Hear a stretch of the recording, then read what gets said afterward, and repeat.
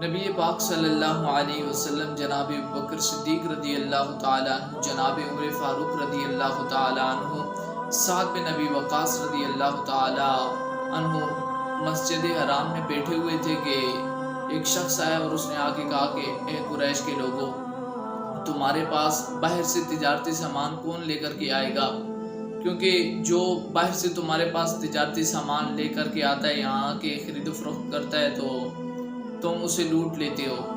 تو نبی پاک صلی اللہ علیہ وسلم نے اس سے پوچھا کہ تمہارے ساتھ کیا واقعہ پیش آیا ہے، تمہارے ساتھ کیا ماجرا پیش آیا ہے، تمہارے ساتھ کس نے ظلم و زیادتی کی ہے؟ اس نے کہا کہ ابو الحکم یعنی کہ ابو جہل نے، اس نے نا میرے 3 بہترین اونٹوں کی بہت کم قیمت لگائی ہے۔ اب اس کے مقابلے میں کوئی قیمت لگانے کے لیے تیار نہیں، کیونکہ ظاہر ہے کہ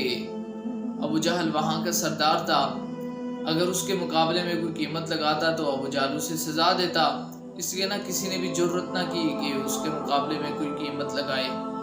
تو نبی پاک صلی اللہ علیہ وسلم نے جب اس کی بات سنی تو آپ وہاں سے اٹھے،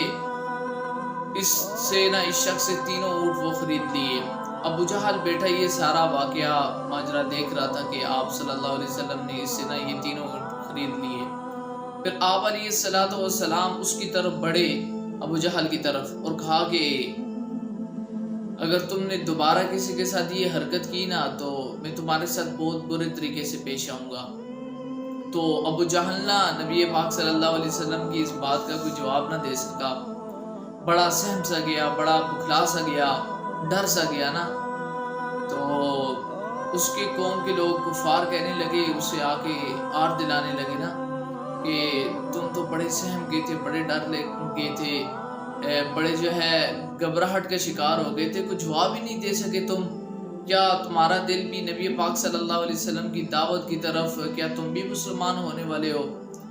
تو ابو جہل کہتا ہے کہ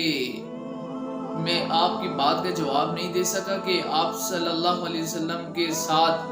2 نظام بردار کھڑے تھے، اگر میں آپ کے حکم کی سرتابی کرتا یا آپ کو کوئی جواب دیتا تو وہ مجھے مار ڈالتے۔ تو اس سے تو ایک بات یہ بھی ثابت ہوتی ہے کہ جو ہدایت ہے نا وہ صرف اللہ تعالیٰ ہی کے پاس ہے، ہدایت اللہ تعالیٰ کے علاوہ کوئی بھی نہیں دے سکتا۔ کہ ابو جہل نے یہ واضح نشانی دیکھی، ایک معجزہ دیکھا آپ صلی اللہ علیہ وسلم کا،